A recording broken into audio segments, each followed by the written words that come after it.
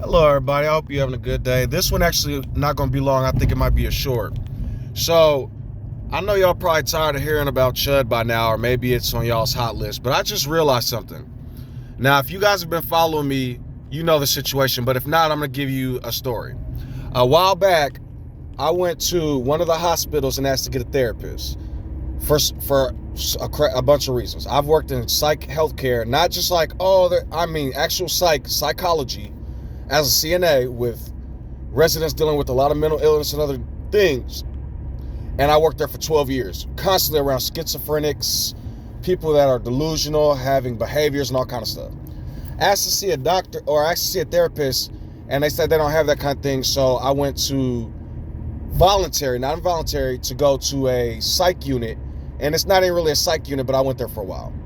So I went there, and the reason why I'm bringing this up is because, and I was let go, is because the reason why I went there, or the reason why I'm bringing this up is because I had a FOID card.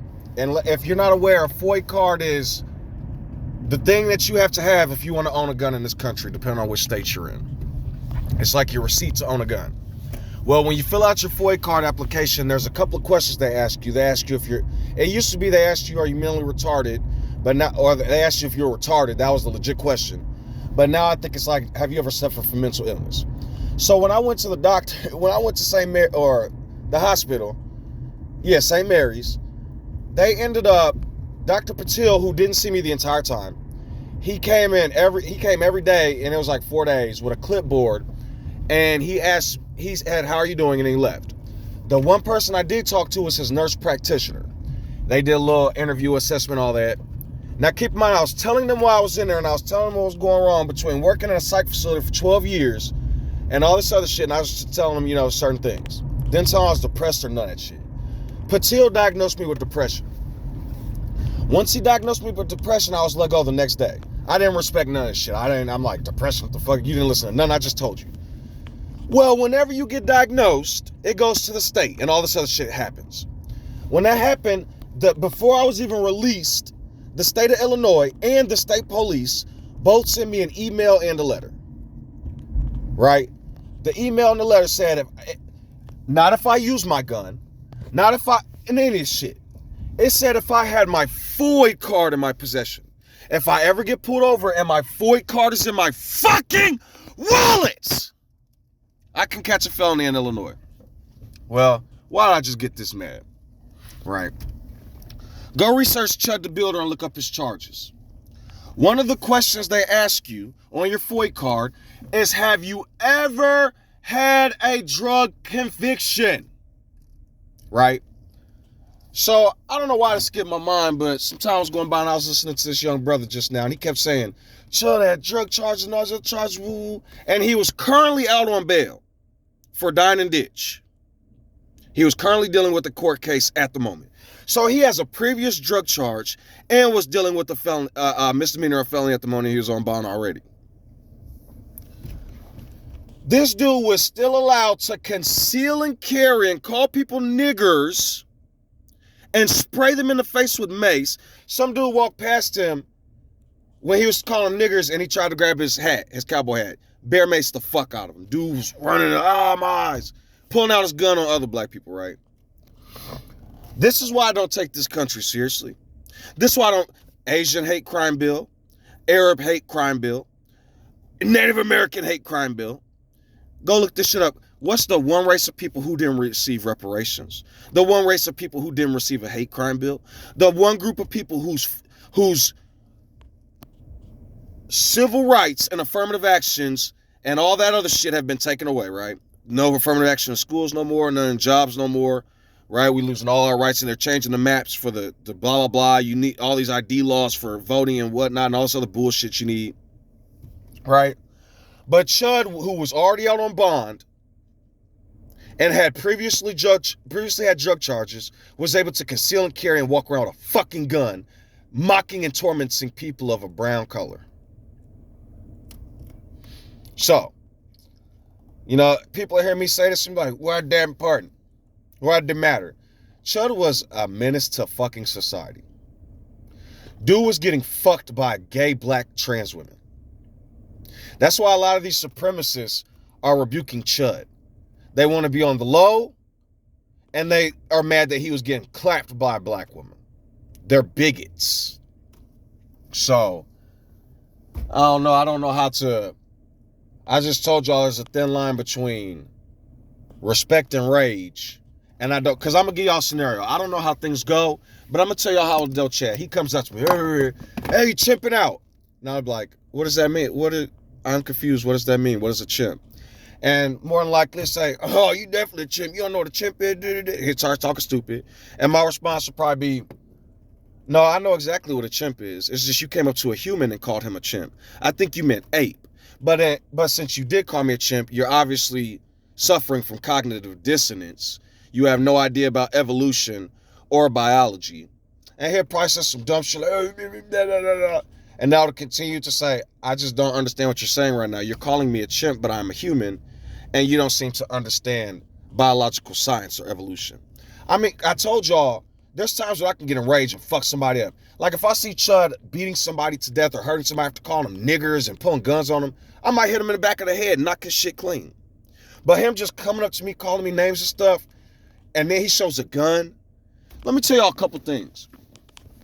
If you're the master race and you're better than everybody else, why are you walking around with weapons?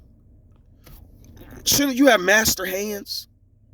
Then not only that, there are a couple groups of people who I don't envy, but I feel sorry for. One of them is people who suffer from like extreme mental illness and certain diseases where they are like out there. Do I go up to them people, just call them slow, retarded, dumb, inbred, all these names? No. Why would I do that? So then if you feel like you're superior, why are you having sex with black women and getting clapped in the ass? Why are you following people with weapons? Talking about free speech.